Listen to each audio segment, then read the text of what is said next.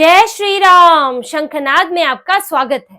राहुल गांधी जहां इंडी गठबंधन का राग अलापते रहते हैं, वहीं इंडी गठबंधन के दूसरे दल राहुल गांधी और कांग्रेस को बाहर का रास्ता दिखा देते हैं।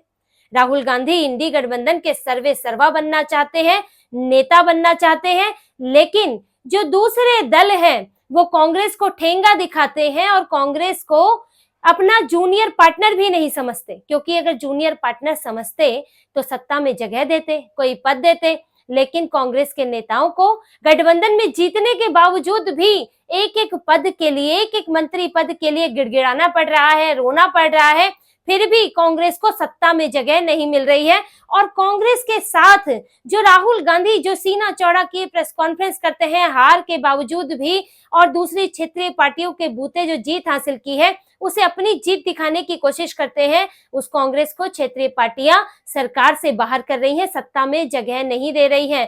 पहले जम्मू कश्मीर में हुआ और अब झारखंड में हुआ, जहां झारखंड और महाराष्ट्र के एक साथ चुनाव हुए थे।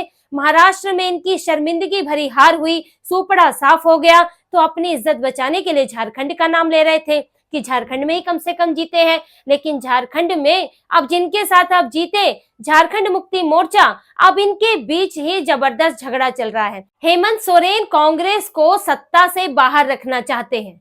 कांग्रेस जो वहां मंत्री पदों की मांग कर रही है, लेकिन हेमंत सोरेन उन्हें या तो अपने मुताबिक पद देना चाहते हैं या फिर उन्हें सत्ता में हिस्सा ही नहीं देना चाहते। जैसा कि जम्मू कश्मीर में हुआ था, कांग्रेस ने 7 चुनाव लड़ा था उमर अब्दुल्ला के साथ, लेकिन चुनाव जीतने के बाद, बहुमत पाने के बाद उमर अब्दुल्ला उन्हें पद ही नहीं देना चाहते थे। अब कांग्रेस बिना मंत्री पद के सत्ता में शामिल होकर सपोर्ट करती तो बेइज्जती होती, इसलिए बाहर से समर्थन दिया। अब यही हालात झारखंड में बन रहे हैं। हेमंत सोरेन ने इसी कारण जो उन्होंने शपथ ली है, अकेले शपथ ली मुख्यमंत्री पद की। हेमंत सोरेन लगातार कांग्रेस को इग्नोर कर रहे हैं चुनावी नतीजों के बाद। ऐसा पिछली बार नहीं हुआ था। हेमंत सोरेन ने शपथ ली थी, 3 मंत्रियों ने साथ में शपथ ली थी, इनमें 1 झामुमो के थे और 2 कांग्रेस के थे। जो झारखंड की कैबिनेट है उसमें कुल 12 मंत्री होते हैं, 12 में 1 है मुख्यमंत्री। अब 11 आपके पास मंत्री पद हैं और आपके पास गठबंधन में झामुमो तो है ही, कांग्रेस है, राजद है और वाम दल है। इनके बीच ही मंत्री पद का बंटवारा होना है। पिछली बार तो जो फॉर्मूला था वो 6-4-1 का था, यानी कि 6 जो है वो झारखंड मुक्ति मोर्चा के थे, 4 कांग्रेस के थे, 1 राजद को पद दिया गया था। राजद ने जो है 1 सीट ही जीती थी। कांग्रेस के उस वक्त अगर सीटों की बात करें, 16 सीटें पिछली बार भी, 16 सीटें इस बार भी। लेकिन झामुमो की सीटों में अंतर आया है। झामुमो ने पिछली बार 30 सीटें हासिल की थी, इस बार 34 सीटें हासिल की हैं और बहुमत का आंकड़ा 41 है, यानी कि इसे 7 सीटें कम है। अब 16 सीटें कांग्रेस के पास है, लेकिन राजद के पास 4 है और उसमें वाम दलों के पास, सीपीएम के पास जो है वो 2 सीटें हैं। तो यहाँ पर हेमंत सोरेन को कांग्रेस के बिना भी सरकार बनाने में कोई दिक्कत नहीं है, उसको समर्थन मिल सकता है। कुछ एक निर्दलीय भी है, उनका भी समर्थन मिल सकता है। तो हेमंत सोरेन इस बार बहुत मजबूर नहीं है और इसीलिए उनके पास जो है ये विकल्प है कि वो कांग्रेस को साथ ले या ना ले, इसलिए वो कांग्रेस को नजरअंदाज कर रहे हैं। कांग्रेस जहां उनसे पिछली बार की तरह ही 4 मंत्री पद मांग रही है, तो हेमंत सोरेन इस बार उन्हें मंत्री पद नहीं दे सकते, क्योंकि उनके भी अपने विधायक बढ़ गए हैं। अब उनको भी अपने विधायकों को मंत्रिमंडल में समेटना है। 4 अब 30 से 4 बड़े हैं और इसके अलावा ये दूसरी बार की जीत है, बड़ी जीत है हेमंत सोरेन के लिए। तो अब जो उनके मंत्री रहे हैं, जिन्हें पिछली बार मौका नहीं मिला, वो भी इस बार मौका चाहेंगे। जिन्हें पिछली बार मौका मिला है वो भी चाहेंगे कि दोबारा रिपीट हो जाए। तो हेमंत सोरेन को अब ज्यादा पद चाहिए, ज्यादा मंत्री पद चाहिए। ऐसे में वो कांग्रेस से कटौती करने की मांग कर रहे हैं। अब कांग्रेस वो नहीं चाहती थी कि ऐसा हो, वो चाहती थी पहले ही मंत्रियों की भी घोषणा हो जाए और इसीलिए शपथ ग्रहण से पहले दोनों के बीच में बयानबाजी हुई है। जहां हेमंत सोरेन की पार्टी के नेता कह रहे थे कि वो अकेले शपथ लेंगे, वही कांग्रेस के नेता बार बार कह रहे थे कि नहीं, अकेले शपथ नहीं ली जाएगी, साथ में शपथ होगी। इनके बीच में कोऑर्डिनेशन नहीं था। और इधर हेमंत सोरेन जब यहाँ दिल्ली आए तो वो पीएम मोदी से भी मिले। सबसे पहले वो पीएम मोदी से मिले, उन्हें आने का न्योता दिया। उसके बाद कांग्रेस में मिले, कांग्रेस में मल्लिकार्जुन खड़गे, राहुल गांधी, प्रियंका गांधी से भी मिले। लेकिन यहाँ वो केजरीवाल से भी मिले, केजरीवाल को न्योता देके गए। वहां से ममता बनर्जी को बुलाया, तेजस्वी यादव को तो बुलाना ही था, एमके स्टालिन को भी बुलाया। तो ये नहीं है कि सिर्फ वो कांग्रेस को ही फोकस में रख रहे हैं। इंडी गठबंधन को एकजुट करना था, लेकिन ममता बनर्जी की वहां जरूरत नहीं थी, वो चुनाव का हिस्सा नहीं थी, एमके स्टालिन की जरूरत नहीं थी। लेकिन इसमें सिर्फ कांग्रेस पर फोकस नहीं हो, इसलिए उन्होंने सबको इसका हिस्सा बनाया। और मंच पर कहीं ऐसा नहीं दिखा कि कांग्रेस को, क्योंकि 16 सीटों वाली है, तो वहां हेमंत सोरेन कोई खास अहमियत दे रहे हैं, या फिर वहां पर राहुल गांधी जो वहां बैठे हुए हैं, उनके हेमंत सोरेन बैठे थे, उनके बगल में मल्लिकार्जुन खड़गे थे, फिर वहां राहुल गांधी थी, दूसरी तरफ ममता बनर्जी भी बैठी थी। तो राहुल गांधी के साथ भी कोई अलग सी केमिस्ट्री नहीं दिखी, कोई बातचीत नहीं दिखी। हेमंत सोरेन इंडी गठबंधन के सभी नेताओं को एक जैसा उनके साथ व्यवहार कर रहे हैं, और वो कांग्रेस को ये नहीं दिखाना चाहते कि वो उनके लिए कि मायने रखती है, कि झारखंड में जब सरकार बनी है उसमें उसकी अहम भूमिका है। हेमंत सोरेन सिर्फ खुद को हाईलाइट करना चाहते हैं कि झामुमो ही सबसे बड़ी पार्टी है, और कांग्रेस अब इसलिए तड़प रही है।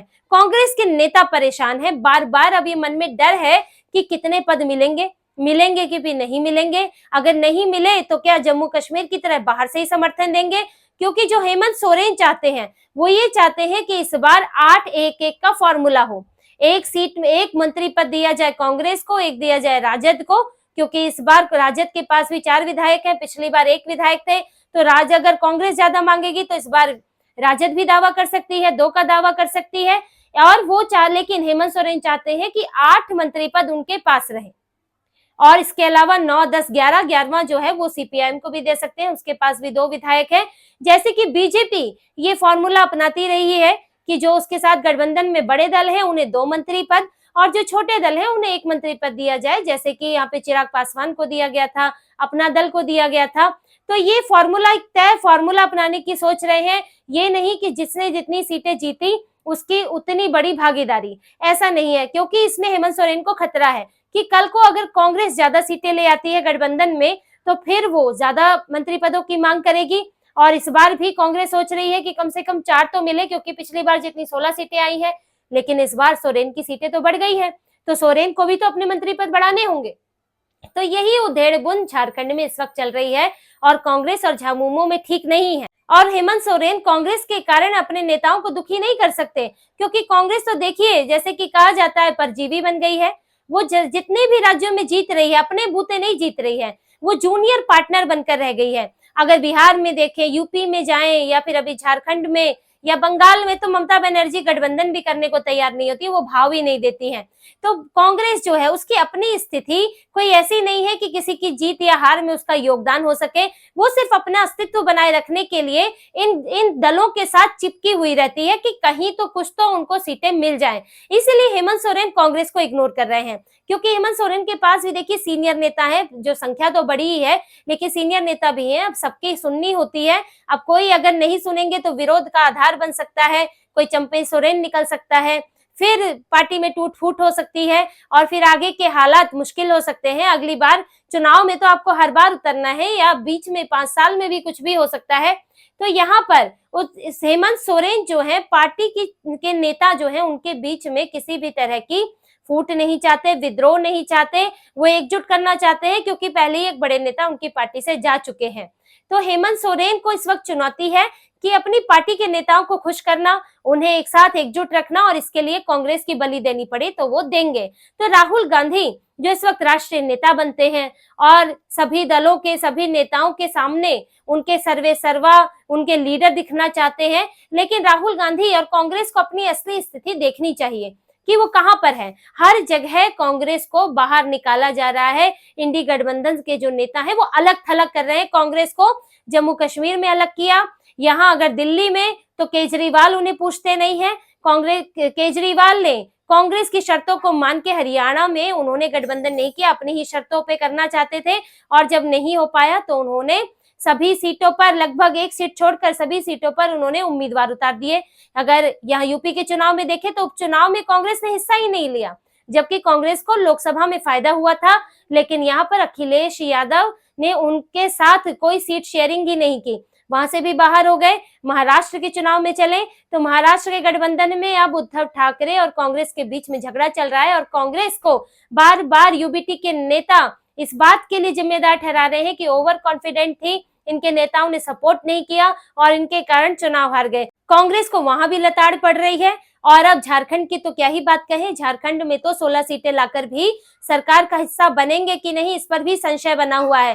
तो कांग्रेस इन चुनाव में जहां वो अकेली लड़ रही है वहां तो हार ही रही है, और जिन जगहों पर गठबंधन में है तो गठबंधन में भी उसको बेइज्जती का ही सामना करना पड़ रहा है। और राहुल गांधी अलग थलग और इंडी गठबंधन के सबसे कमजोर पार्टी के तौर पर दिख रहे हैं।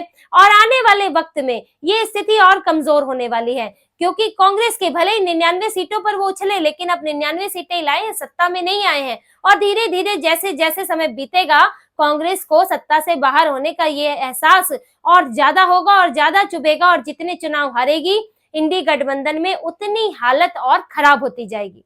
तो इसी तरह की और खबरें और विश्लेषण आपके लिए लाते रहेंगे। हमसे जुड़े रहिए, सब्सक्राइब कीजिए, कमेंट कीजिए। बहुत बहुत धन्यवाद। जय श्री राम।